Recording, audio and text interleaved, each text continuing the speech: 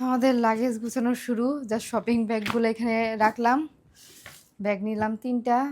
জানি না ৩টাতে হবে কিনা। আগে আমি আমারগুলা ভরবো, এরপরে যদি জায়গা থাকে তারপরে এদেরগুলা ভরবো। তো আমার ঈদের ড্রেস আসলে ঈদের দিন তো যাচ্ছি, ঈদের দিন কোনটা পরবো এটা নিয়ে আমি কনফিউজড। এখানে একটা ড্রেস আর এই হোয়াইট কালারের ড্রেসটা আগে নিয়েছিলাম যে এটা পরবো ঈদের দিন। এখন এই দুইটার মধ্যে কোনটা পরবো এটা নিয়ে আমি কনফিউজড। সাদাটা পরবো? ওকে, তাহলে সাদাটা পরে যাব। আর তাহলে এইটা হচ্ছে প্যাক করে ফেলি, এটা ওইখানে গিয়ে পরবো। আমরা এবার যাচ্ছি হচ্ছে 2টা কান্ট্রি। একটা শুরুতে যাব হচ্ছে মালদ্বীপ, এরপরে যাব হচ্ছে শ্রীলঙ্কা, এরপরে বাংলাদেশ। তো মালদ্বীপ অনেক আগে থেকে প্ল্যান করতেছিলাম, যাব যাব যাব যাব, কিন্তু ভাবতেছিলাম যে মালদ্বীপ যখনই যাব একটা নিজেদের মানে হয় না যে একটা কান্ট্রিতে তো একবারই যাওয়া হবে, যেন নিজের মতো করে ঘুরে আসতে পারি।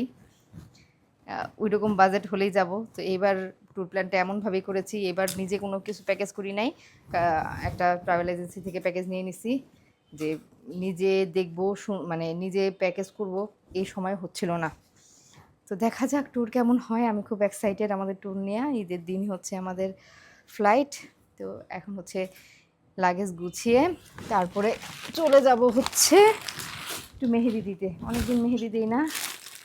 আচ্ছা, জাস্ট প্যাকেট করা, আমি এনে ট্রায়ালও দিইনি একটা ড্রেসও, এমনি এমনি নিয়ে যাচ্ছি। জানি না কোনটা হবে কোনটা হবে না, আমি নিজেই কনফিউজড।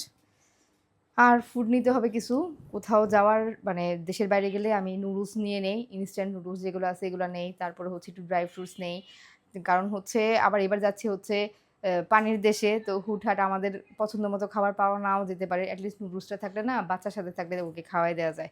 তো প্রিয়র জন্য কাপকেক নেবো, কাপকেক না সরি কাপ নুডলস নিব, নর্মাল নুডলস নিব, সাথে কিছু ড্রাই ফুড নিয়ে নেব যেগুলো হচ্ছে আমরাও হুটহাট খেতে পারি। তো এই তো লাগেজ গোছাচ্ছি, আমাদের ঈদ ভ্যাকেশন শুরু।